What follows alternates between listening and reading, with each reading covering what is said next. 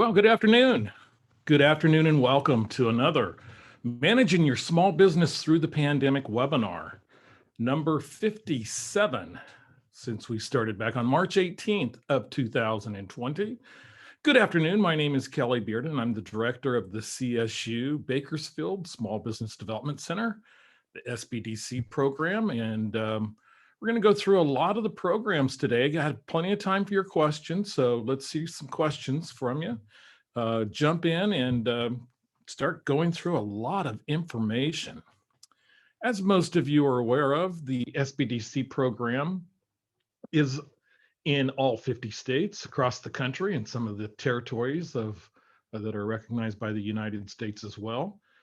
In California, we have 5 regional centers. We're part of the Central California region, which includes 14 counties across the central part of California, from the Pacific Ocean to the state of Nevada, all the way from the bottom down here in Kern County up to the tip top of Mono County up by Lake Topaz. Yeah, that's it, Topaz. Gosh, they don't let me go up there very often. So hopefully soon I'll see you up in Lake Topaz, all the way to the north up there. We covered Mono, Inyo, and Kern counties. And also we have centers located in Clovis, in Merced, Modesto, in Salinas, and in San Luis Obispo. Reach out to your local SBDC if you have any questions, any business ideas, anything that you want to talk to about an experienced and professional seasoned consultant, a subject matter expert, or one of the many people that are at our local SBDCs. So today, wow, April 14th, getting up there. Tomorrow's not tax day. Tax day has been postponed. So happy pre-tax day for all those that tax day is quite a big issue for. And we're going to start off today with orange. And orange is a beautiful thing. And I'm not talking about the citrus. I'm not talking about the drink. I'm talking about the color orange, of course. And Kern County is now in the color orange, where we must reside for at least 3 weeks. And then hopefully then in 3 weeks, be able to transition to the yellow phase in anticipation. But we'll look at that in just a few minutes. The CSUB vaccine site is open. We're going to talk a little bit about that today. And we're going to talk about PPP 2021. We know it's been extended till May 31st, but the funds apparently are not going to last that long unless more are appropriated by Congress. Right now, it looks like we're on a path to maybe make it through April, but really we're at that kind of last minute push to where you really need to get your application in. You need to get it in soon, and we're going to go through some of those processes today in order to try to get more PPP to our smallest and neediest businesses out there. The SVOG, a wonderful acronym for the Shuttered Venue Operator Grants Program. The portal is going to be reopening soon. As you recall, if you were here last week on Webinar Wednesday, we talked about it opening Thursday, the next day, which was April the 8th. And some technical issues transpired, and all of a sudden the portal is closed, and we'll be reopening soon. We'll talk a little bit about that, and we'll talk a great deal, maybe quite a bit, about the Restaurant Revitalization Fund. We'll have more details today, and then next week I'm sure we'll be talking about it a great deal as the program becomes more official, and the hopefully we have a targeted date toward opening that runs much more smoother for all concerned than the SVOG.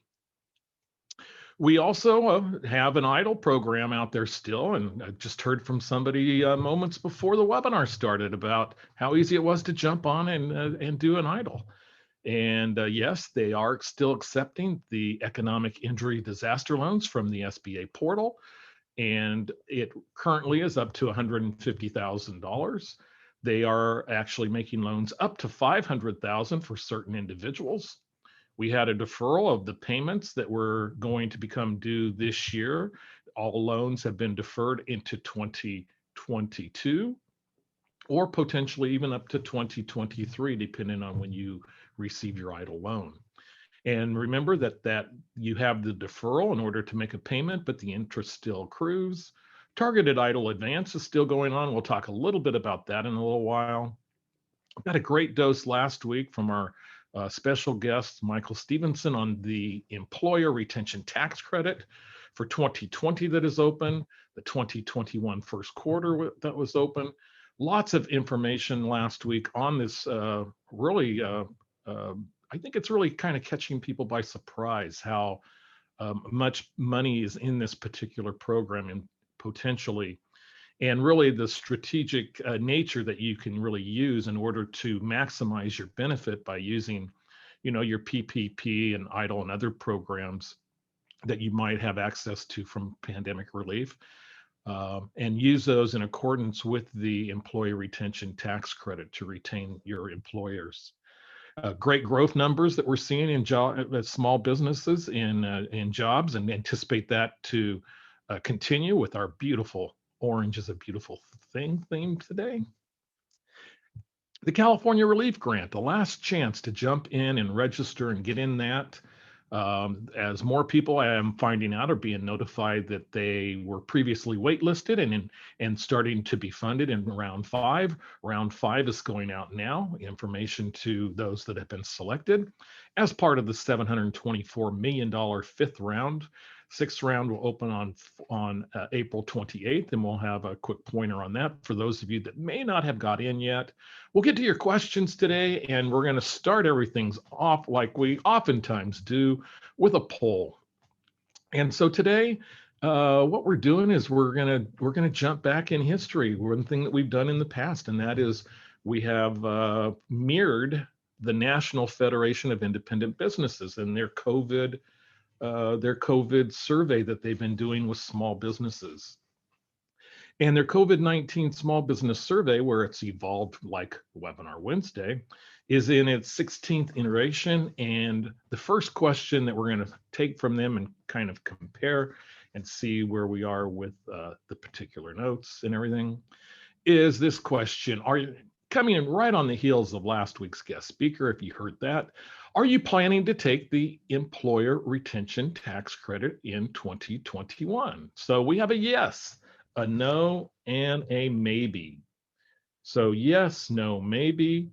Jump in and vote if you heard about the employer tax retention credit, if you have an employee and you want to be able to get in. So jump into that right now, and we'll give you another couple of minutes to jump in and vote. I think that you're a little more sophisticated than this poll went out about 4 weeks ago. And it seems like this is one of those late catching on pandemic relief programs out there.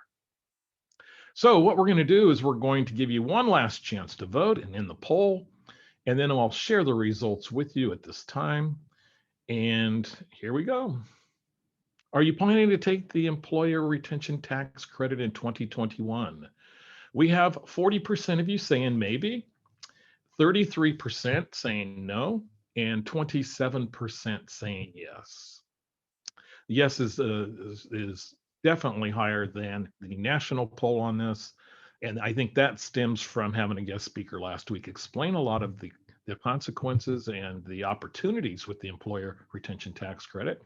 And then also maybe being 3 or 4 weeks removed and more of this information becoming available. So thank you. Again, 40% maybe, 33% no, and 27% yes on that particular poll.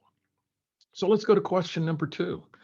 And our second poll question was another one asked in mid-March by the NFIB. And we'll launch that and throw out a yes, no, or maybe. Did your business have a net operating loss for 2020?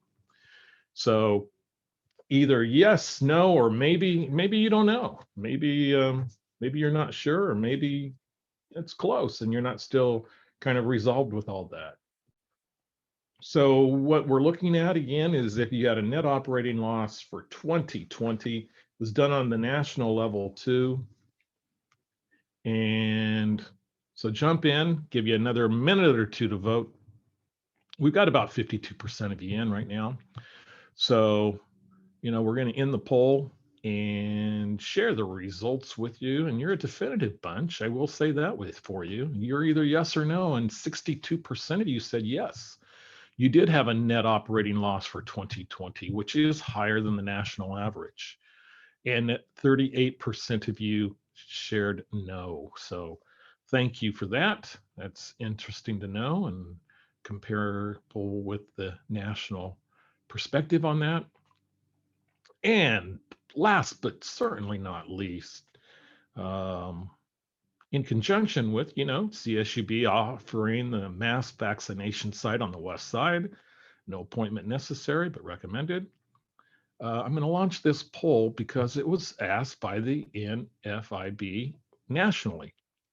And that is, have you or will you encourage or require your employees to get a COVID-19 vaccine? And that's yes, I'm going to require, yes, encourage, no, neither encourage or require, and there's maybe again. Got to have a maybe. So are you going to encourage or require your employees to actually get a vaccine? So yes, require, yes, encourage, no, neither inquire or encourage, and maybe. Okay. So we're going to give you 62% of you already in and jumping in, and good question. And so let's end this poll. And with 64% of you voting, sharing the results consistently, no, neither. You're not going to either require or encourage is 35%. Yes, you're going to encourage 26%.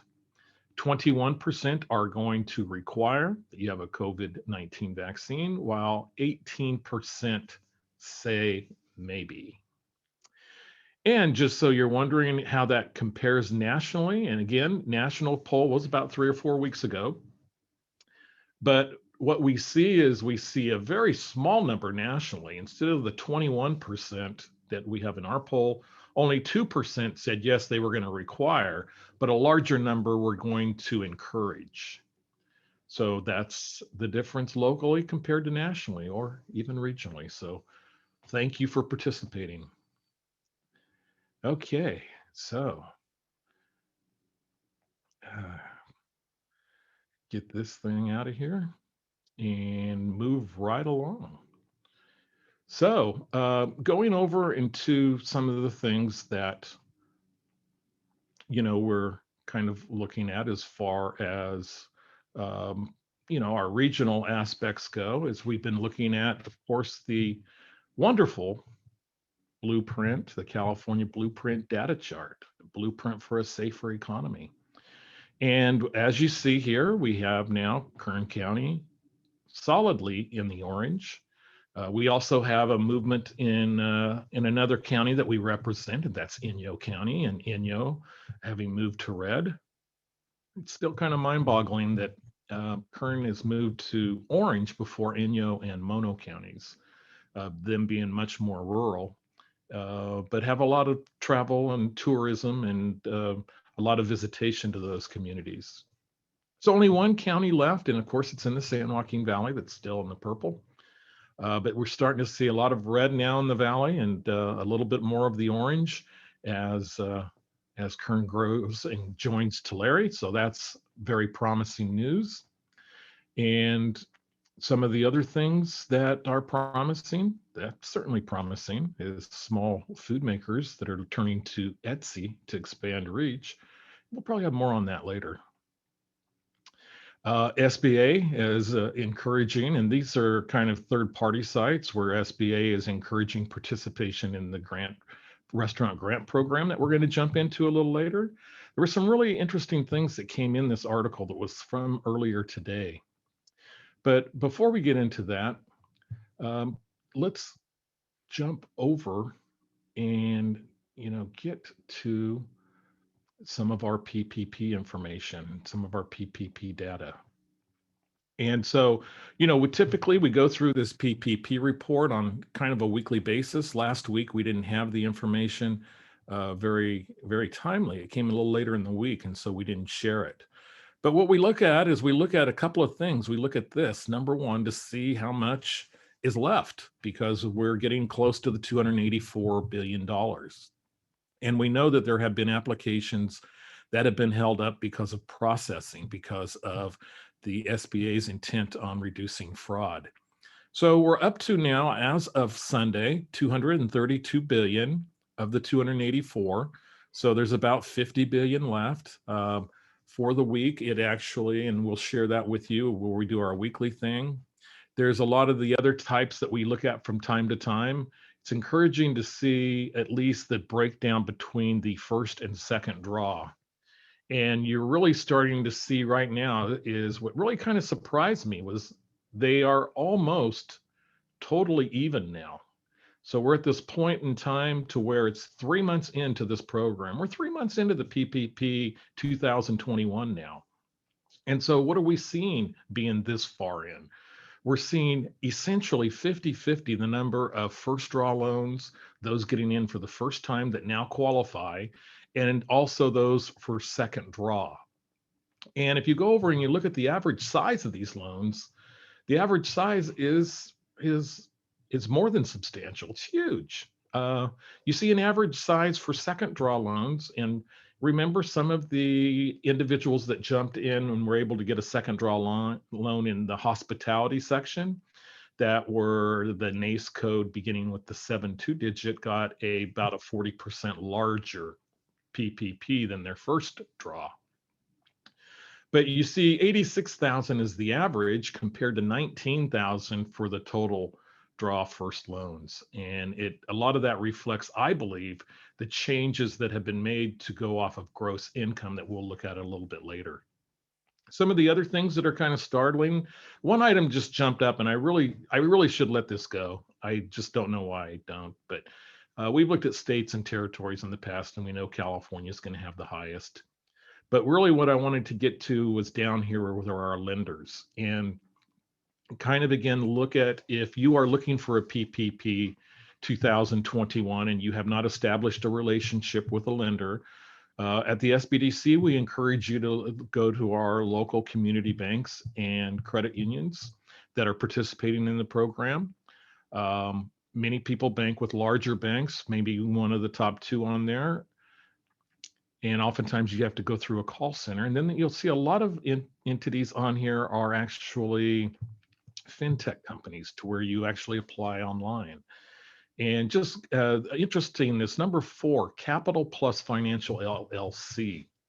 This was not on the list last week. And now they are, as far as the loans approved, the largest loan approved lender out there. Now, my guess is that it was, I did some research. There's not a lot I found on Capital Plus Financial LLC. They're out of Texas. They are a CDFI, a Certified Development Financial Institution. So as you see by the size of their average loan, 17,000, they're doing a lot of very small loans, maybe a lot of those first draw PPPs for individuals that weren't able to qualify or didn't get in for some reason or another in the first round back in 2020. So that's one thing. And I think what has happened is I think it's just a consolidation of numerous fintechs that we're drawing into, because oftentimes you'll have a fintech out there that is, or a group that actually then will sell to a larger bank. And many of them kind of do that. So potentially that is what's happening. What I ask you is if anybody out there has received any loan documents that say Capital Plus Financial LLC, throw that in the chat for me. It could just go to me as the only panelist this week, and also Maureen. But it would just go to us, and I'd really like to know a little bit about what your experience has been with Capital Plus Financial LLC, or if maybe you went through maybe a payroll processing company, maybe you went through Intuit or ADP or whatever. And maybe that was the bank that actually did the processing for one of these other third-party vendors. So just, my curiosity is piqued. I know number 3, we've talked a little bit about Biz2 Credit. Shuttered.com, which is a fintech that started about 2007. Cross River Bank has done a lot of very small deals, and you'll see these fintechs are very small. So if you bank with a much larger bank, and since speed has become of the essence right now, with only about 50 billion left, and some of that is hung up in loans that are already going to be reserved, that have the validation code issues, the error codes that they're fixing, then it's important that you get something in very, very quickly. So just kind of looking out at that, and it just kind of struck my eye. If anybody, actually had any success with any of those, please or something in the chat for me. Capital Plus Financial LLC. Okay. Okay, good. Okay, so that's our PPP look for this week. Just jumping up here while we're here, let's go through the form real quick this is the new form that came out on May 3rd. This is the form that most of those individuals that are getting the very small PPPs, they're a sole proprietor. So a sole proprietor, again, is that business that you haven't done anything else. You haven't filed for incorporating. You have not filed to be an LLC or other entity. You haven't filed partnership papers with the Secretary of State. So what you might have done is done something locally with a business license, potentially a fictitious business to reserve the name, fictitious business statement. And that kind of makes you a sole proprietor, a Schedule C. If you make no other election, you're a Schedule C filer. And the key about Schedule C filers that we've talked about over the last 4 weeks or 5 weeks or so, because the rules changed so dramatically. And when the rules changed, it made it much easier for Schedule C filers to get a larger PPP loan amount. So we encourage you, if you're looking to still jump into this program, if you haven't got in here yet, as a first draw, you go by the first draw, the rules from last year being you can elect a 28 or 24 week covered period, but here's just a lot of the contact information. You will need to put in this NACE code, and you could Google NACE code lookup, or you could look on your tax return, which is even probably safer. Up at the top, there'll be a section that says, and we'll show you this in a moment, that says code. And actually it's that code. Actually, let's do it right now, right there. See this box B right here, enter code from instructions? That's your NACE code. A lot of people don't realize that's on your profit or loss from a business Schedule C. And it'll be on other forms as well, whether if you're a LLC or file an incorporated return. So with that, there's your NACE code, and it asks for also your taxpayer ID number. It can be a employer ID number, it can be a social security number, or it can be an ITIN number. All of those are eligible to be able to get the first round or a second draw of the PPP programs for 2021. A lot of this is just contact information. And then right here, you just go to your Schedule C with Form 1040. So if you're another filer, if you're an LLC or an incorporated filer, you file an incorporation return, you wouldn't be able to use this form. There's another form for you to use that's similar. This one is only for Schedule Cs because of this right here, line 7. In line 7, if we reference the other, going back to the tax form, is this line right here in part 1 as far as your income. It's your gross income. So it's going to be your gross receipts, less any returns and allowances. And that'll give you your, and then your cost of goods sold. So if you had purchases or labor that are down on line 42, let's go down there. We haven't gone down there before. So right here's your little calculation you'll find on page 2 of your Schedule C for the cost of goods sold. And if you have inventory, there's an inventory calculation. Many of them just have some supplies sometimes or other cost. And also your cost of labor that's directly tied into producing that good or service that you sell. So again, a few of you have probably heard this from me before because I am pretty vocal on this particular subject, is what we're seeing is where a lot of people now qualify that didn't qualify before because you could use the number on line 7. Last year, we had to come down here after you deducted all the operating expenses, and there's rent and there's car and automobile expenses and truck expense and legal professional expenses and travel and supplies and repairs and maintenance, and it goes on and on. Every business owner realizes there's more expenses in a business after you get it up and going than you thought there would be.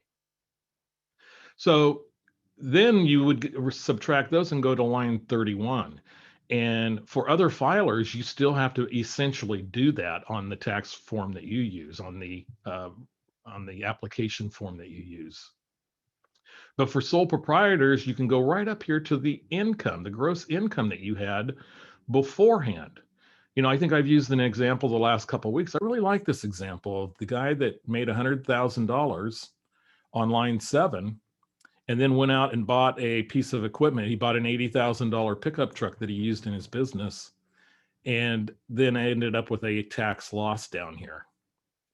Really, that's a long time. And oftentimes, especially around April 14th, the goal is to pay as little tax as possible. So now that individual can go up here and go off the $100,000, which will claim over a 24-week covered period. If you have the 24-week covered period, it will be $20,833. Now, if you elect only an 8-week covered period, it is reduced. It is reduced by 2/3 of that amount, and there's only $6,000 that you can actually use for gross wages. That's why the 24-week covered period was so important last year. So there's just kind of a little summary and a little reminder of the tax reform, the tax returns and the forms that we go into. This is something that's interesting. Look at that URL. Restaurants.sba.gov, and this will be the site that restaurants go into once the SBA portal opens for what we call the RRFG, the Restaurant Revitalization Grant Program. So there's that, and as you can see, it's not quite open yet, so that makes totally sense why that looks like that. And then why we're just up here cruising through the internet, for those of you, and we'll talk a little bit about this in more detail in a few minutes, the Shuttered Venue Operator Grant Program. And again, it's due to technical difficulties that the SBA has temporarily suspended this. This is an actual view right now of the portal. And the one thing is, if you're one of those that are looking to put in an SVOG, then if you're doing that application, couple things that we'll get into in a few minutes, but the key thing is SBA is going to give you plenty of advance notice of the time and date of when it's going to be reopened. You might remember that with the SVOG, there's a priority period. They will prioritize those that have had a 90% loss or greater first, but it's still going to be first come, first serve once you hit those 4 prioritized periods to where your applications will be accepted. So you submit, but then it's not officially accepted until you've hit that timeline. And so what we're learning is that, and I believe we've mentioned this, is it's very important to get in very early in the process for both Shuttered Venue Operators Grant, and now we're learning once the Restaurant Revitalization Fund grant opens up, it's going to be incredibly important to begin early at that time as well. So recall those two things. And, let's go back here and try to get rid of this thing. So don't know what happened there, but something did. Okay. So having a problem closing my polls, and there they go. Bye-bye, polls. So we talked a little bit about the CSU mass vaccination, but something us runners are really proud of. Just wanted to let you know, given what's been going on in the world recently, is that they were using the J&J, and that has been suspended and actually paused, I think is the proper term. And they're now doing the Pfizer vaccine, both the first and second dose. Again, walk-ins are welcome, but it's best to book your appointment on myturn.ca.gov. Recall they're free and open from 8 to 5:45 p.m. every day of the week. And you can stay tuned and find out more information by going to csub.edu/vaccines. So 2 reminders as we move forward here. And one of those reminders is going to be one that I've told you about frequently. And what that is that you must certify for about every of the pandemic relief programs. You must certify the big O number 2 reminder that current economic uncertainty makes this loan request necessary to support the ongoing operations of the applicant. So you're certifying under penalty of perjury that the current economic uncertainty, and I know there's some subjectivity in that of exactly what current economic uncertainty is, makes this loan request necessary to support the ongoing operations. So keep that in mind when you sign off on any of these loan requests that you are going after, forgivable loans, grants, etc.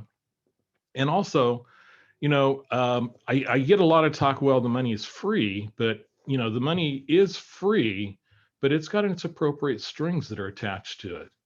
And they must be used for approved purposes of that particular program and guidelines, and they all show that. And each funding source needs to be properly accounted for. And by that, I just mean that you just cannot use, if you have multiple or even a couple of pandemic relief programs, you can't use them, the same expenditures for that.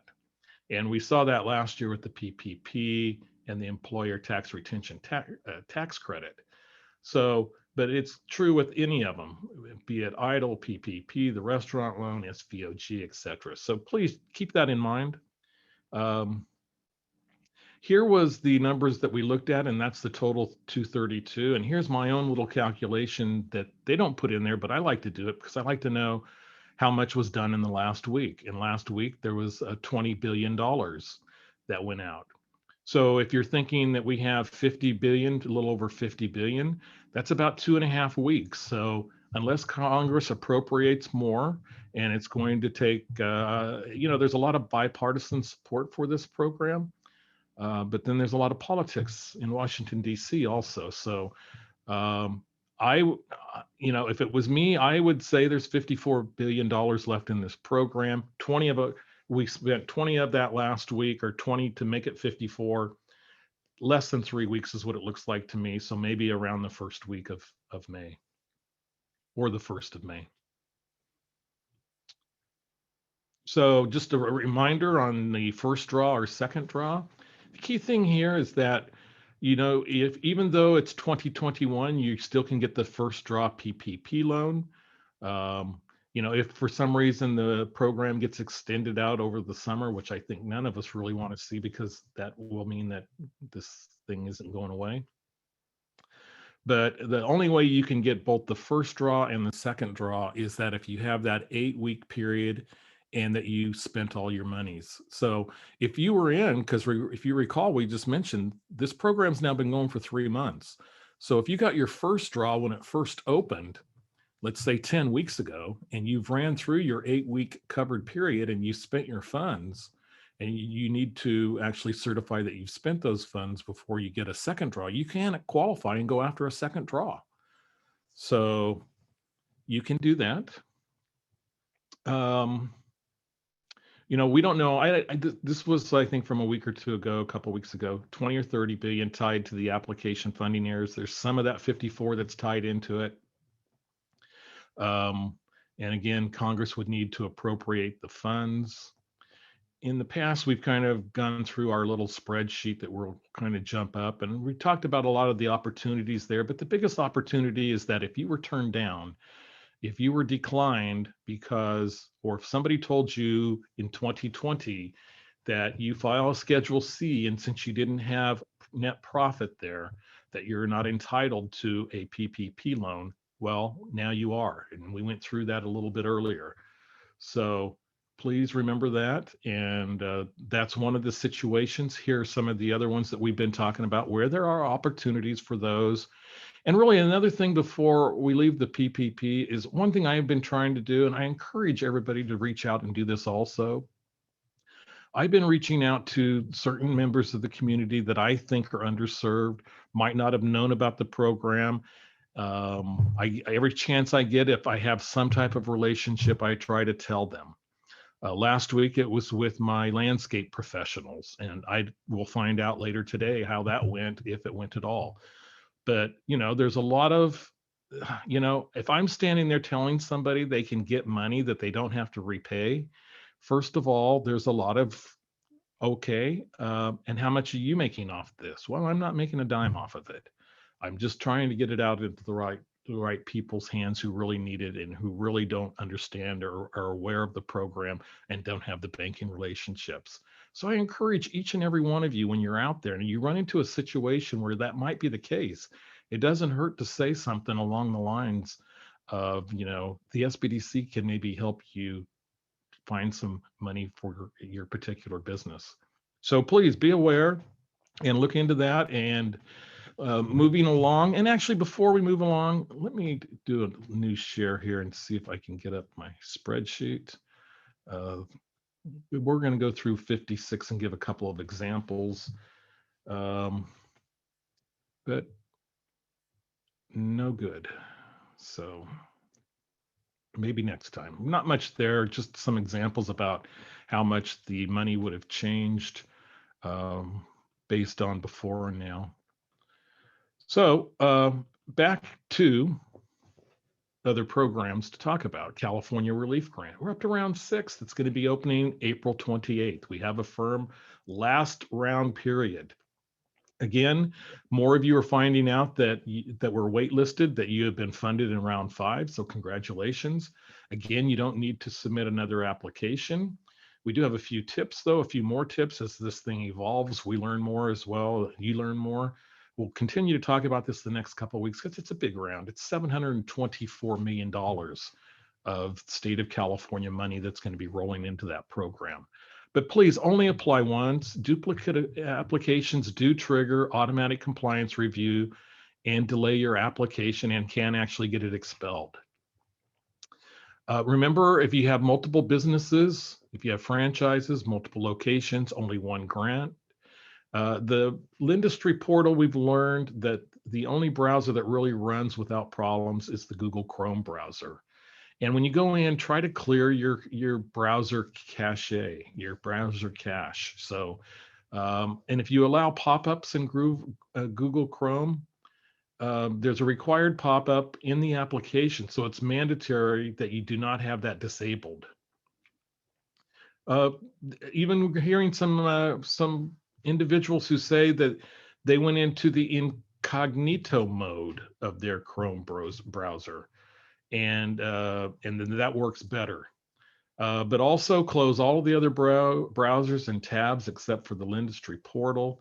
I wished I would have had this information from day one, but this has been a trial and learn process. So for those of you that have had issues with that, or those of you that are now wanting to get in, there's also the 800 number for Lindustry that is right there, and also the email address. But still, 5 to 25,000 for potential businesses. Last week we ran the poll, and about a third of you who applied had been funded. So that number is going to surely be increasing as we go through the next few weeks. So this was kind of the slide that we showed earlier, live. We showed it live, the website actually. This slide is what was on there. And it says that it basically the reopening date. I would actually, if you're going to be applying for a shuttered venue operator grant, I'd put that in my bookmarks and I would check it a couple of times a day. SBA will probably notify people by Twitter, but right there is the website. And again, if you're going to apply for a shuttered venue operator grant, plan on getting in. And the problem that we ran into last time was it would not allow the necessary attachments to be uploaded. If you know what the necessary attachments are, you're in good shape moving forward. Once the grant opens up, you need to know what is going to be expected, that is going to be required, because you need to get that uploaded as quickly as possible. Because again, we'll look at the staggering of how impacted you were by COVID. That is the priority process for shuttered venues, but still you need to get in as soon as possible. And again, that priority is those that had a 90 or greater revenue loss between April 20 and December 20 due to COVID, have the first 14 days. So then the second priority is those that had a 70% or greater. The third priority, which begins 4 weeks after, and after the first and second priority individuals are done, would be those that had a 25% or greater loss. SBA has mentioned that they are prepared to, if they run out of money, which is anticipated, they are prepared to make an empty placeholder. An empty placeholder is that they are saying you are approved for a loan, and right now that loan is zero until or unless Congress appropriates more funds. So again, accepted on the rolling basis until they're exhausted. They'll be reviewed on a first come, first served basis. You can go in and actually create an account now. So ignore that not open yet. It's the portal is not open, but you can create your accounts. You have to be very, very careful with this particular program. Again, it is complicated, and if you make an error, you will be disqualified. And I can't really make it any more, go say anything more than that last line on the slide. It's the most complex grant ever offered by the SBA. So some of the things, the incomplete applications will be rejected. When you're filling out the form, save it regularly. And remember that it's primarily focused on fixed performing art venues and theaters. Not so much artists, promoters, talent agents, or mobile event producers, although there are exceptions. There are exceptions to that. Okay, restaurant, RRFG. Boy, we're getting some really great acronyms. Thanks, COVID. RRFG, Restaurant Revitalization Fund grant. Okay, this is the slide we shared last week and talked a little bit about it. There is actually the site that we went to, which said that looked like a broken link. That will be a live link once it goes live, restaurants.sba.gov. Whereas early on, we anticipated this grant would carry a lot of the same characteristics as the SVOG, the Shuttered Venue Grant. It didn't. It is not going to require DUNS or SAMs, and it's going to be a much easier process, we hope. So some of the specifics, and I'm still not using my SBA training specifics that I received. There's some third parties out there. We looked a little bit at, I think, the specialty food that basically had the associate administrator of the SBA come out and say, I would get in the first day if I were you, that there's not going to be enough. 28.6 billion just doesn't go as far as it used to. So I don't think he said that, but I like saying it. So what you need to do is you need to get in, and you need to get in ASAP, and you need to have things ready for when this program opens up if you want to be involved. And there are some priorities that we'll go through, and some priority entries and some priority individuals that are going to be, and they're right here. So it's $500 million for the very smallest businesses, those that had revenues of in 2019 of 50,000 or less. And those are going to be your carts and your very small operators, or those that started the business in 2019, unless it's prorated when the final rules come out. There'll be $5 billion to be provided for businesses that had less than 500,000 in 2019 revenues, and another $4 billion for less than 1.5 million. So Of the 29.6, you have 28.6, excuse me. You have 9.5 billion in set-asides that are going to be for smaller firms. And there it is right there. Who said that they don't have a date. And this is as of yesterday, training that was yesterday. And said that they don't have a date, but they're in the final stages. SBA will conduct a 1-week test of the application with a limited number of small businesses. So they're going to take the portal for a test drive, and then it's going to get absolutely slammed and hopefully will hold up better than the SVOG. So the first 21 days of the business, it's going to be limited to those, and this is a self-certification process to where it is 51% owned by women, military veterans, economically and social disadvantaged groups, which includes people of color. Applicants will be asked to self-certify that they belong to one of these groups, but not necessarily provide documentation to the criteria. So that's interesting. What's interesting on this is this one right here is the economic disadvantaged group. So you have social economic groups that have been disadvantaged, and you have social disadvantaged groups, and you have economically disadvantaged groups. And we'll probably get into that in great detail next week, the distinction between the two, as this will probably be a priority next week, with it probably coming online soon. So again, a lot of different entities that actually qualify. Here's some right here. Restaurant, food stands, food trucks, food carts, even an inn, obvious in your bars, taverns, saloons, etc. Breweries, brew pubs, bakeries, wineries, distilleries, etc. One of the key things here is one of the key rules is that there's kind of a 33% rule in these. And what SBA is looking at is they're looking at you had either online sales, and I'm assuming they're referencing 19 as the data point for this, but you're having 1/3 of your sales come from retail sales. So if you're a bakery that does a lot of wholesaling, or maybe a winery that does a lot of wholesaling, and you don't do a lot of retail sales yourself, if you don't have over 1/3 of that, and there is going to be some proof that you're going to need to gather in order to substantiate that over 1/3 of your business is from retail and not wholesale operations. So you cannot receive an SVOG, the Shuttered Venue Operator Grant that we've talked about, or have one pending. You can't have more than 20 locations. You can't be publicly traded, and you can't, and the entity does not have a place of business located outside the US.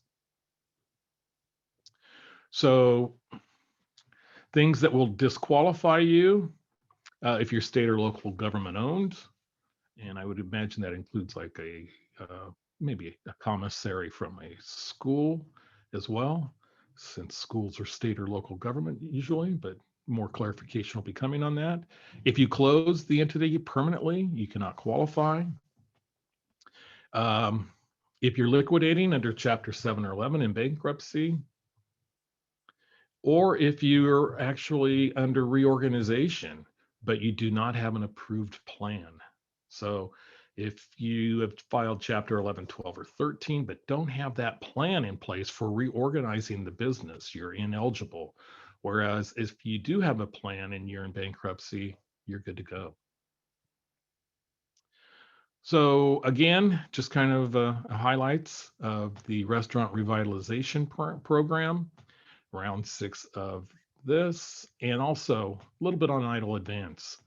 We're starting to hear more feedback from individuals, as we've talked about the last few weeks, about some of the census tracts maybe being askew, or maybe not a lot of reason behind what is a low-income community and what isn't. I think in the most part, I think that it holds true in looking at the map, but obviously there's going to be some examples out there that are different. Again, you have had to suffer through the economic loss of 30% for any 8-week period, and you have to have less than 300 employees. You will be contacted by the SBA. And again, ISBA is still reaching out to people, and we're still trying to get more information. And actually, we're going to have more information. We're going to have Corey Williams back. And we had this planned with our Kern County Black Chamber of Commerce, our Kern County Hispanic Chamber of Commerce, and also the Mid-State Development Corporation for last month about the same time. And unfortunately, Corey wasn't able to make it. Corey assures me he's going to be able to make it this time. He is from the Office of Disaster Assistance for U.S.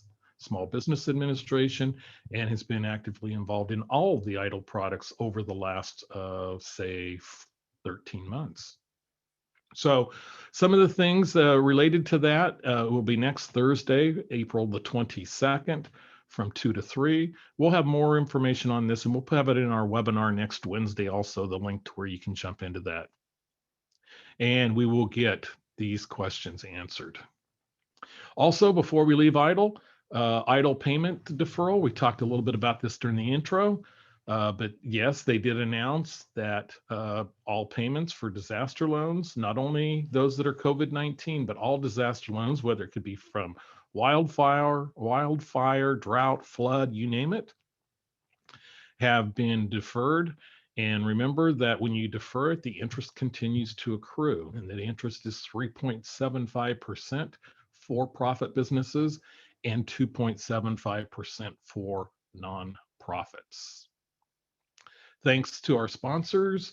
Gives us a little bit of time for some questions right now, our sponsors, and I will be back. Oh, this is last week's slide. Well, let's just change this right now. We'll be back for number 58 on April the 21st.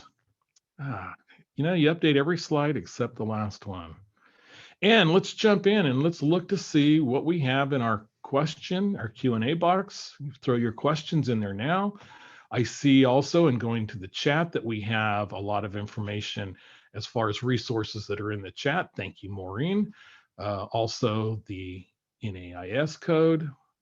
The link that will be open and live someday, the restaurants.sba.gov. So in your chat box, feel free to jump in these and bookmark these or open up, and also information related to the California Relief Grant. So thank you for putting that in there. And let's go to your Q&A. Let's go to your questions and see what we have. And okay, again, I have to stop sharing. So our Q&A.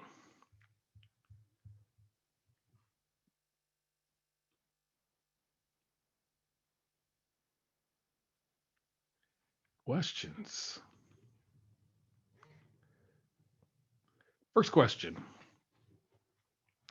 What is current ruling on taxability for PPP recipients?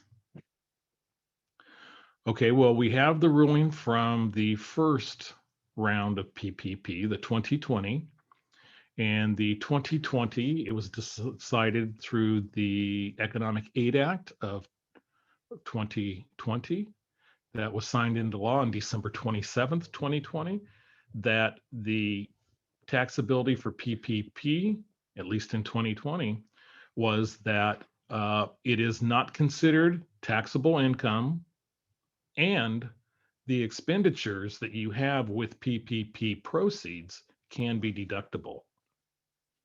So really the best of both worlds there. I'm not positive if it was in there for the next round of PPP, because that was the legislation that got PPP 2021 going. If I was a betting man, which I occasionally am, I would say, yes, it's going to be the same ruling for 2021. Now, you run into a different aspect with the state of California. So for the state of California, it is not considered income, I believe. And you are not able to deduct the expenditures on your California 540 income tax return. But then again, I am not a tax professional, so please find one and get the exact information from them. But that's the way I see it. What is the SBA forgiveness form number for the form 150,000 and less? 150 and less would be actually okay. Now you're really pulling a tough one on me here. The forgiveness form. What is the forgiveness form number? Don't remember. Sorry. Off the top of my head, it's gone. There was, though, a regular form for the forgiveness forms. There was a set of 3. One was the regular form, one was an easy, and then I believe the last one was a C. But I'll get that for you. Shoot me an email if you still have a problem finding that, and I can gladly research that when we're done. Did I cover any updates on the Bakersfield loan to restart? I believe we have it in our intro where the Bakersfield City Loan Program to restart is still open and active. You can go to the City of Bakersfield website, or you can go to actually Access Plus Capital, who is administering the loan and taking applications on their website. So the Bakersfield City to Restart program is still open. It's open. Essentially, if you recall, that program is for up to $50,000. And if you're still in business, it refers back from a loan to a grant. So it starts off as a loan and you stay in business a year and it becomes a grant. Up to 20 employees, and if I recall, based on $2,500 per employee, up to $50,000. The Bakersfield City of Bakersfield loan to grant program. Is there any more guidance on what supplies are acceptable for PPP forgiveness? I heard that food and alcohol would not be considered as it was inventory. Only pandemic-related purchases? That's a good question. I am going to research that in greater detail and get you an answer, at least from my perspective. If you heard from it from a tax professional, they probably know a little bit more on it than I do, since they're dealing with it all the time. But I thought supplies took on a broader approach, a much broader opinion, to where it supplies, I think the exact word was suppliers, and suppliers would be something would be kind of online with kind of an inventory type item. For example, you're a butcher shop, you have meat come in, you have packaging and materials, etc. So I will offline, I will get you an answer and try to have something there for you.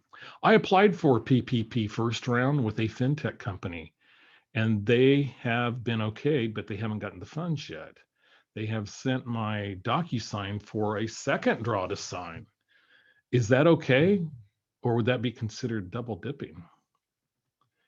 Okay, I'm going to read this again.